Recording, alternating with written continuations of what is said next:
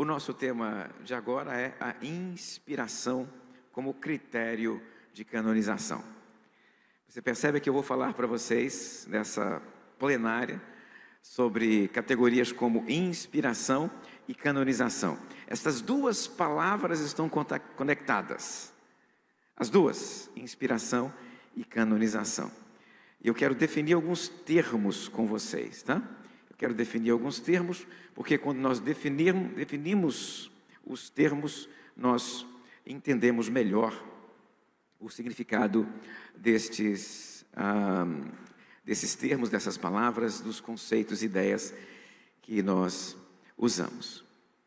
Eu quero iniciar essa reflexão com vocês fazendo a seguinte afirmação. Para chegar à canonização e à definição do texto bíblico, um processo longo se desenvolveu dentro da história. E esse processo que se desenvolve dentro da história começa onde?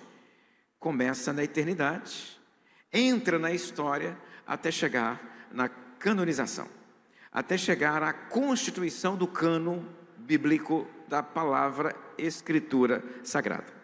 Até chegar então ao cânon, um longo processo esse que nós podemos acompanhar dentro da história.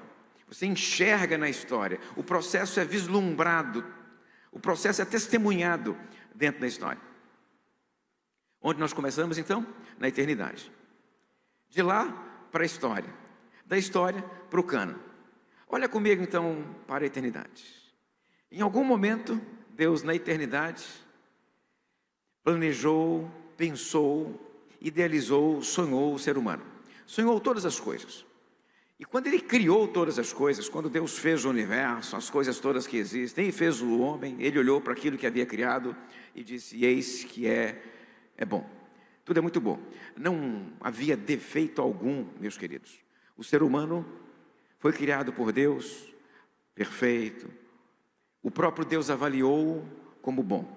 Então, Deus deu a sua avaliação do ser humano. E na sua avaliação, Ele disse que o ser humano era bom. E o ser humano constituído como corpo, como espírito, ali, naquele contexto natural, se relacionava com a natureza de forma perfeita, boa. Não havia oposição entre homem e natureza, não havia conflitos entre homem e natureza. Ninguém tinha problemas de relacionamento. Por quê? Porque homem com homem, relacionamento perfeito. Homem com Deus, relacionamento perfeito. Homem com a natureza, relacionamento perfeito. Nenhuma dificuldade. Era assim até o pecado. Até o pecado, os canais de comunicação entre Deus e o homem estavam limpinhos. Os canais estavam azeitados. Deus falava, o ser humano entendia, o ser humano falava, Deus recebia a fala. Na linguagem do Gênesis, Deus passeava pelo jardim, Deus andava com Adão, nenhum problema, nenhuma dificuldade. Não há problema algum entre Deus e o ser humano antes do pecado. Está lá os dois, Adão e Deus conversando, trocando ideias a respeito do trabalho que ele recebeu de Deus, a respeito da obra que ele recebeu de Deus, a atividade dele de cuidar do jardim, dos animais, da natureza e tudo mais. Agora, depois do pecado, já não é mais assim. Depois do pecado, o ser humano não consegue mais conversar com Deus. Depois do pecado, Deus não pode mais falar diretamente. Deus não pode mais falar diretamente ao homem. Então, os canais de comunicação foram interrompidos. O relacionamento foi interrompido. Não há mais relação direta entre Deus e o homem. Não tem mais. Mas isso tudo já estava no conhecimento divino, já estava de posse do conhecimento divino na eternidade. Não precisamos imaginar que a queda pegou Deus de surpresa. Não precisamos imaginar que o equívoco e o erro de Adão e Eva pegaram Deus no contrapé. Deus, na onisciência plena dele, na eternidade, antes de criar, já sabia o que iria acontecer. Então, na eternidade ainda, Deus elabora o plano de salvação. Olha que coisa interessante. Ele nem criou ainda, já tem um plano de salvação. Não tem uma coisa só criada, ele já sabe como restaurar. E no plano de salvação de Deus, ou seja, este plano salvífico envolve Jesus. Envolve a morte de Cristo na cruz do Calvário, envolve a primeira vinda de Cristo, envolve a encarnação, essas coisas todas. Isso tudo na eternidade. Na eternidade, Deus planeja, na eternidade, Deus tem o seu plano definido e arquitetado, e a partir do instante em que Ele cria, Ele já cria startando todo o processo. A comunicação acontece até o momento do pecado, e depois do momento do pecado não tem mais comunicação, não há mais contato, e a relação entre Deus e o homem agora é mediada, intermediada por encontros revelatórios. Surge então o que? A palavra revelação. Olha aí, a palavra revelação aqui apareceu pela primeira vez. Eu estou usando para você a palavra revelação aqui para descrever a vontade de Deus entregue a alguém. E é entregue a alguém específico. Deus escolhe alguém, separa alguém e entrega a este alguém a vontade dele. O plano de Deus, que é lindo, maravilhoso e perfeito, que é pleno e que está naquele momento apenas na mente dele, ele entrega paulatinamente, parcialmente, a conta-gotas para uma pessoa, para outra pessoa, para outra pessoa, durante o desenvolvimento da revelação. Deus, então, entrega, e este entregar o seu plano e o seu projeto é chamado de revelação. O plano de Deus sai da mente de Deus para a mente de uma pessoa. O nome disso? Revelação. Mas como é que eu posso entender isso? Como é que eu posso compreender esse movimento? A forma mais interessante que eu encontrei de entender esse movimento, de um pensamento sair da mente de Deus e chegar até uma pessoa, Isaías, Jeremias, Isaías, Daniel, qualquer que seja ela, a forma mais interessante que eu encontrei para entender isso, apareceu em Paulo, quando Paulo está descrevendo a encarnação de Jesus. Você se lembra que quando Paulo está descrevendo a encarnação de Jesus, o Paulo usa uma imagem. Qual é a imagem que Paulo usa? Paulo usa a seguinte imagem. Paulo fala o seguinte: porque mesmo sendo Deus, ele, Jesus, não se apegou à forma da divindade, mas esvaziou-se a si mesmo, reduzindo-se, encolhendo a estatura de homem. Esse processo de encolhimento da segunda pessoa da Trindade, esse processo de esvaziamento da segunda pessoa da Trindade é chamado por Paulo de kenosis. A palavra que Paulo usa aqui, kenosis, é a palavra grega. O que é kenosis? É o esvaziamento da segunda pessoa da Trindade. A segunda pessoa da Trindade, o Filho, estava na eternidade com o Pai. E como o próprio Pai, o Filho é onisciente, onipresente e onipotente. E esse ser que é onisciente, onipresente e onipotente, ele, em um certo momento da história humana, ele encolhe, esvazia-se, até caber onde? No ventre de Maria. Ou seja, um ser que é onipresente agora está no ventre de uma certa pessoa. E no momento em que ele está no ventre de uma certa pessoa, ele se esvaziou da onipresença. No momento em que ele nasce como bebê, ele se esvaziou da onipotência. Porque você não pode imaginar Jesus nascendo de Maria, bebê onipotente. Ele nasce de Maria como qualquer outro bebê humano, não sabendo falar, nem andar, nem caminhar. Ou você acha, como os apócrifos, que ele nasceu e já saiu conversando com Maria, hein? Tem um apócrifo chamado Apócrifo da Assunção, Apócrifo do Nascimento, Apócrifo de Maria. Esse apócrifo tem uma história curiosa. Nesse apócrifo aparece o relato do nascimento de Jesus nos seguintes termos: Jesus nasceu e logo após o nascimento, uma luz brilhante já saiu do ventre da Maria, assim, inundou o local, a manjedoura tal, aquele negócio iluminado lá, e ele está na manjedoura brilhando para um lado e para o outro. E aí o pessoal está impressionado com as luzes que saem da criança. Ele vira-se para os seus pais e para aqueles que estavam em volta e fala assim: eu sou Jesus, o Salvador da humanidade. Não, meu irmão, você sabe que não foi assim, né? Um bebê não sai falando: eu sou Jesus, o Salvador da humanidade. Ele não sabe falar ainda. Ele tem que aprender a falar. Quem vai ensinar esse bebê a falar serão os pais, os professores dele, a criança. Ele não sabe andar, tem que aprender a andar. E como é que um ser que é onipotente agora tem que aprender a andar, a falar, a fazer as necessidades como qualquer outra criancinha? Porque ele se esvaziou para ser como qualquer um de nós, para parecer conosco. E para parecer conosco ele tem que se esvaziar, porque se ele não esvazia, meu irmão, ele não se parece conosco. Se ele não esvazia, não tem morte na cruz. Como é que um ser onipotente morre na cruz? Esvaziado. Se ele não está esvaziado, ele não morre na cruz. Me acompanhou até aqui? Como é que um ser morre na cruz? Um ser morre na cruz porque ele é fraco como eu e você. Se ele não se esvazia, não tem morte na cruz. Para morrer, ele tem que estar esvaziado na cruz. Ele tem que sofrer de verdade. Ele tem que apanhar e sentir as dores. Por quê? Porque ele está esvaziado.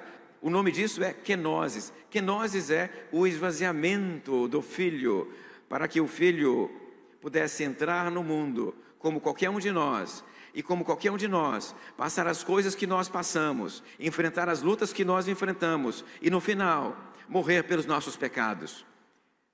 O nome disso é kenosis. É este o termo que o Paulo usa. Ele entrou no mundo como um de nós. Então, eu quero usar esta imagem que Paulo usa para descrever a encarnação de Jesus e vou aplicar na revelação. Voltar à pergunta inicial aqui. Como é que um Deus que é onisciente, onipresente, onipotente, um Deus que pensa como Deus, de repente fala para Isaías? Isaías é homem como qualquer um de nós. Ele fala com Amós e Amós é homem como qualquer um de nós. Como é que este ser pode falar? Esse ser só pode falar esvaziando-se para falar. O ato da fala é um ato de esvaziamento, porque se não há esvaziamento, Isaías não entende, Amós não entende, Davi não entende, ninguém entende. Como diz o texto bíblico, os nossos pensamentos não alcançam os pensamentos de Deus. Então, para Deus falar para Davi, a fala precisa passar pela kenosis, pelo esvaziamento. É fala esvaziada, é fala encolhida. Imagina que um funil, até caber na mente de um desses profetas. A revelação tem que entrar no funil, ela sai da plenitude, ela entra no funil, até ficar da altura do profeta. Você tem profetas de diferentes envergaduras. Tem um deles, o Amós, mencionei agora há pouco, Amós era um boiadeiro. E como um boiadeiro, a mente dele era a mente de boiadeiro. A cultura era a cultura do boiadeiro. A fala é a fala do boiadeiro. Então, como é que Deus fala para Amós? De maneira que um boiadeiro possa entender. Porque se não fosse assim, Amós não tinha entendido. A revelação chega a Amós na altura de Amós. A revelação de Deus é a revelação esvaziada. A revelação de Deus é a revelação kenótica. Só assim estes autores podem compreender. Para que o pensamento saia da mente de Deus e adentre na mente de um ser humano, esse pensamento tem que encolher. Porque se ele não encolhe, ninguém entende. Agora sim, pensamento esvaziado, pensamento kenótico, na mente de um desses autores, qualquer que seja eles, quer seja o Amós mencionado, quer seja o Jeremias ou qualquer um outro, este pensamento agora, na mente desse autor, precisa ser comunicado, precisa ser pregado. E é nesse momento que entra a segunda parte do processo, que nós chamamos de inspiração. Porque se revelação é a transição dos pensamentos de Deus para a mente do autor humano, do profeta, do escritor, do autor bíblico, inspiração é o ato deste autor, deste profeta, deste sujeito, comunicar o que ele recebeu de Deus. O processo de comunicação do que ele recebeu de Deus é denominado de inspiração. As palavras que Deus entregou para ele agora saem. E saem na forma de pregação, na forma de discurso, na forma de parábolas, na forma de evangelhos, na forma de apocalipses, por diversos meios e formas distintas. Aqui nós temos então a inspiração. Eu entendo que como o interesse é de Deus em preservar a sua mensagem, Ele tem um plano e quer entregar esse plano para essas pessoas. E essas pessoas precisam comunicar esse plano sem distorcer esse plano. Eu entendo que Deus capacita este autor para que ele tenha competência para fazer essa comunicação, mas mais do que isso, Deus ajuda no processo de comunicação. Deus ilumina a mente deste autor no processo de comunicação, de tal forma que quando ele comunica aquilo que Deus queria que ele comunicasse. Não é o processo de ditado aqui. Não estou pensando no ditado. Não estamos pensando em autores que são como máquinas de escrever, ou um teclado de computador, que você digita e o que você digita sai na tela. Não estou pensando em autores assim, não. Esses autores aqui, eles entendem o que Deus está entregando, né? Eles compreendem a fala de Deus, a revelação de Deus, e eles atuam como autores de verdade. Não são máquinas de escrever do Espírito Santo, são autores. Eles devem ser levados em conta na hora de estudarmos esses textos. Mas ainda assim, nós temos um interesse maior por trás disso, que é o interesse de Deus em preservar a revelação. Lembra que tudo começou na eternidade. E o que Deus quer entregar para a humanidade é o seu plano, o seu projeto. E Ele deseja que este projeto entregue seja preservado. Não faz sentido entregar o projeto e deixar o projeto se perder. Então, na história de Israel, o que nós encontramos é Deus escolheu pessoas em momentos diferentes da história de Israel e entregou para estas pessoas uma porção da sua revelação, uma porção da sua vontade, uma porção para o fulano, uma porção para o Beltrano, uma porção para o Cicrano. Ninguém recebeu toda a revelação, ninguém recebeu todo o conjunto, receberam um pedaço. E à medida que o tempo vai passando, a revelação vai engordando, ela vai crescendo por aglutinação. Nasce um pedaço ali, nasce outro pedaço lá, daqui a pouco nasce um outro profeta que recebe um outro dado revelado e a revelação vai crescendo, a revelação cresce. E nesse processo de crescimento, o plano de Deus é entregue ao homem. O plano dele vai paulatinamente sendo descortinado aos nossos olhos. Não é um processo curto, é um processo longo. A revelação de Deus se dá durante centenas e centenas de anos. Pensando nos textos mais antigos, nos autores mais antigos, até os autores mais recentes. Desde os textos de Gênesis até chegarmos no último livro da Bíblia, que é o Apocalipse de João, muita coisa, muita história, mas o processo é o mesmo. Deus entrega um pedaço da sua revelação, e este autor recebe esse pedaço, este sujeito recebe esta parte da revelação, entrega e comunica esta revelação. Deus guia o autor no processo. Ele guia, de novo, porque ele preparou esse sujeito para receber a revelação, e guia porque ele ilumina esta mente, para que esta mente fale aquilo que ele quer que ela fale. Não é ditado, mas é palavra iluminada, palavra inspirada. Tá? Até esse momento, essa história que eu narro para vocês faz com que o texto bíblico ele se constitua então de duas naturezas. Ele é palavra de Deus, porque nasceu na eternidade, porque começou na eternidade, mas ele é também palavra de gente, palavra de homem. A palavra se encarnou na história. A palavra vestiu as roupas do contexto histórico. A roupagem histórica está aqui, diante de nós, e não dá para fugir disso. Logo após o relato bíblico apresentar para nós os 10 mandamentos, com textos que nos parecem tão claros e imediatos de serem atendidos, o texto começa a falar sobre o quê? sobre os escravos, como os judeus vão tratar seus escravos. Ora, aí já não é mais tão imediato assim.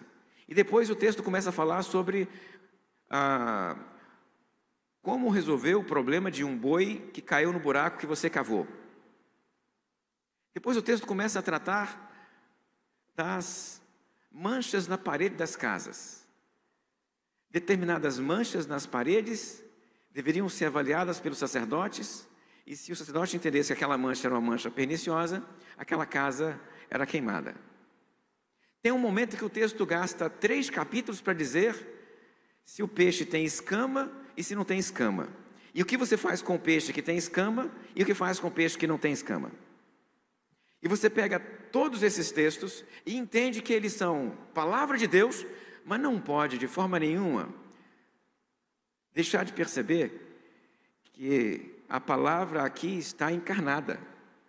A palavra aqui está condicionada ao tempo e ao momento em que ela nasceu. As roupas eram diferentes, as comidas eram diferentes, os alimentos eram diferentes, os tratamentos eram diferentes. Eles tinham escravos naquele momento e tratavam os escravos como as outras culturas também tratavam os seus escravos. O texto está encarnado na história. E não dá para fugir disso, tá? Ou seja, quando você não percebe a encarnação do texto, você corre o risco de você transformar o texto num totem, num ídolo, ou você se torna um idólatra do texto. E não é para isso que a Bíblia existe.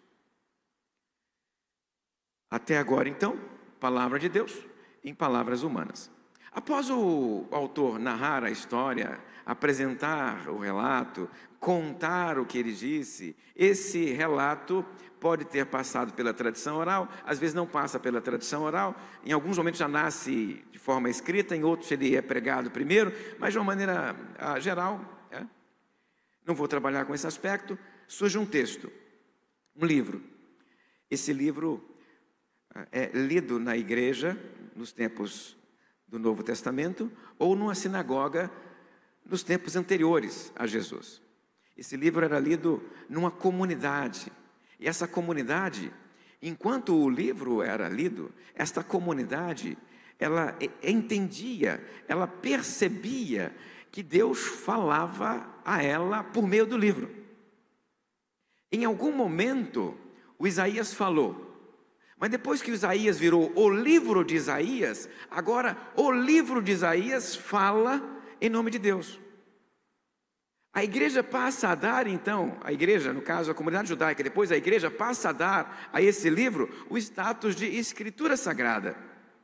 A cada momento que ela percebe que aquele livro fala em nome de Deus, ela dá a esse livro o caráter de escritura sagrada, grafê, texto autoritativo, em questões de fé e prática.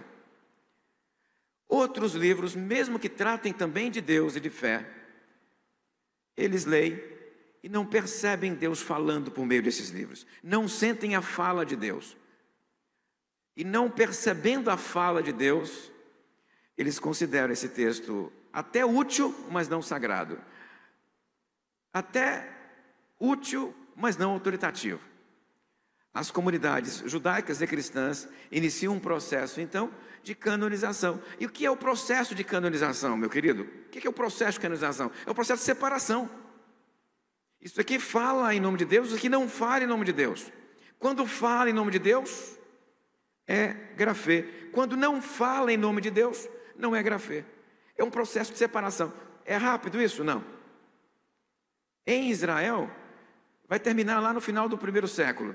Alguns autores dizem que no ano 70 a comunidade de Israel conseguiu fechar o cânon finalmente. E para os grupos de Jesus, para as igrejas, isso leva um pouquinho mais de tempo, isso lá para o século terceiro e quarto. É lá em meados do terceiro e quarto, dos séculos terceiro e quarto, que as igrejas terminam o processo de separação. Eu vou repetir para vocês, separação é canonização. Canonização é exatamente isso. Falando agora da igreja. A igreja lia o livro, e quando ela sentia que o livro falava a ela, como Deus, em nome de Deus, esse livro ganhava um status, o status de grafê. Quando ela percebia, ela sentia que esse livro não falava a ela não representava a voz de Deus, ela dava a esse livro um outro status. Devoção, espiritualidade. A palavra apócrifo não era usada no mundo antigo. Mas o processo de separação acontece. Acontece porque são rolos, avulsos e separados. Uma boa maneira de ilustrar isso, os meus alunos aqui já ouviram essa ilustração algumas vezes, é falar da imagem dos 2 baús que existiam em algumas sinagogas antigas, ou igrejas antigas, nada mesmo. De um lado, um baú com os rolos sagrados. Do outro lado, um baú com os rolos de devoção. Não são sagrados, mas são úteis. São livros de devoção ou de religião. Mas eles não têm o caráter autoritativo. O sujeito lê o documento, fala em nome de Deus, a igreja percebe isso, a igreja sente isso, ela entende isso, rolo dos livros sagrados. Aí, alguém lê um livro, um amanuense lê, não fala em nome de Deus, eles percebem que esse livro não é igual aos outros, e ele fica no outro baú. O processo de canonização, então, é a história de como um livro sai desse baú para cá e como um livro sai desse baú para lá. Porque alguns livros que estão neste baú acabaram saindo para o outro baú. E alguns que estavam neste saíram daqui e vieram para cá. Num processo que levou gerações. Cada igreja tem o seu próprio conjunto de textos, os seus próprios baús. Durante 200, 300 anos, as igrejas fizeram isto sem reunião e sem concílio para discutirem ou debaterem quais os livros que estavam neste baú e quais os livros que estavam naquele baú. Cada igreja fazia por conta própria. Durante 250 anos, cada uma fazia por conta própria. Por conta própria. Quando o livro falava em nome de Deus, este baú. Quando o livro não falava em nome de Deus, aquele baú. E quando finalmente nós chegamos às listas canônicas, que aparecem com Dionísio, por exemplo, o bispo Dionísio, lá de Alexandria, e outros autores daquele mesmo período histórico, quando nós encontramos as listas canônicas, curiosamente, elas já se parecem muito uma com a outra. E como é possível que igrejas separadas geograficamente, culturalmente, porque o mundo romano era um mundo muito plural. Uma igreja na Gália não era igual a uma igreja na África. Uma igreja na África não era igual a uma igreja na Judéia, que não era igual a uma igreja na Itália, que não era igual a uma igreja na Ibéria. As igrejas eram diferentes, meus irmãos. Até a língua que elas usavam para fazer a leitura dos textos bíblicos podia mudar. No Egito, nós tínhamos os cristãos lendo em copta, não era nem mais em grego. Enquanto lá na parte superior da Grécia, por exemplo, já liam uma outra língua, que poderia ser o grego ou o armênio. Língua diferente, cultura diferente. Sem reunião e sem concílio. Se em algum momento alguém disse para você que foram os bispos que inventaram o cano, que criaram o cano, você deve esquecer isso, porque essa pessoa não leu nada sobre a história do cano. O cano se desenvolveu sozinho. Eu vou repetir isso aqui e depois eu vou complementar. O cano se desenvolveu sozinho. Sozinho entre aspas, porque o Espírito Santo estava promovendo a construção desse texto. Só posso entender que é o Espírito Santo que está fazendo isso. Igrejas, durante estes séculos todos, estão fazendo os seus respectivos conjuntos canônicos. E quando elas param para conversar, quais são os livros que vocês usam? São estes. Quais são os que vocês usam? São estes. Quais são os que vocês usam? São estes. As listas canônicas se parecem demais. Você sabe como é que funciona uma assembleia na sua igreja ou numa assembleia denominacional, como por exemplo a Convenção Batista Brasileira. Para definir uma vírgula, é 1 hora de debate. A vírgula está aqui ou está cá? É 1 hora para debater o lugar da vírgula. Se nós gastamos tanto tempo para aprovar um regimento e um estatuto, anos e anos a fio para discutir um documentozinho pequenininho, imagine se nós fôssemos discutir cânon. Imagina se nós fôssemos discutir Bíblia, o que entra e o que não entra. Meu irmão, não ia terminar lá não, meu irmão. Estávamos discutindo até hoje. Até hoje estávamos conversando sobre esse assunto aqui, se o Atos de Paulo, o Apocalipse de Paulo entra ou não entra. Estava até hoje discutindo esse negócio aqui. Mas não, quando os concílios perguntam quais são os livros que eles usam, as listas já se parecem. Quando lemos, por exemplo, o Eusébio de Cesareia, História Eclesiástica, a primeira parte de Eusébio aqui, tem uma longa sessão onde ele discute os livros bíblicos. Ele vai falar lá de 3 categorias de livros. Ele chama livros lidos por todos, livros que alguns leem e livros rejeitados por todos. Veja quais são as listas de Eusébio de Cesareia.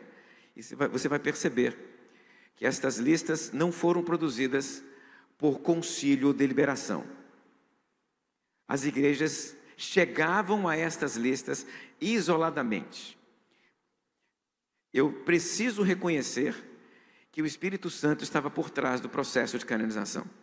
Porque se o Espírito não estivesse por trás do processo de canonização, nós não teríamos chegado ao cano que nós chegamos, à Bíblia que nós chegamos. A igreja não criou o cânon. É o Espírito que cria o cânon. É o Espírito que promove a gestação desse texto. Porque lembra que eu comecei a minha história falando que Deus tinha um plano para nós. E se Ele tem esse plano, Ele é poderoso para nos entregar o plano, e o plano está aqui, entregue a nós. Então, a minha conversa com vocês hoje aqui agora, sobre inspiração e canonização, tratou de apresentar para vocês revelação e inspiração, e termino dizendo para vocês que os livros que chegaram até nós, eles chegaram até nós mediados pelo Espírito Santo.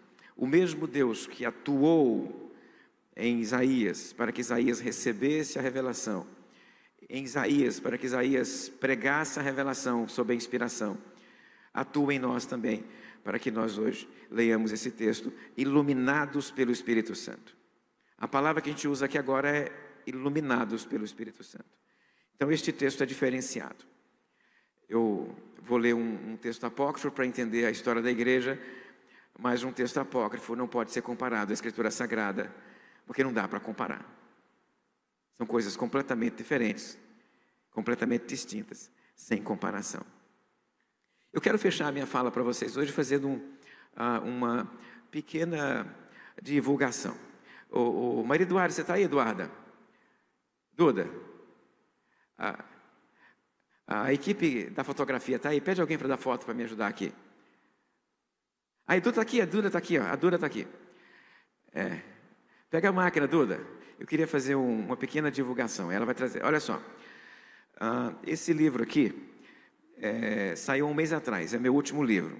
É uma tradução de um documento chamado Apocalipse de Paulo.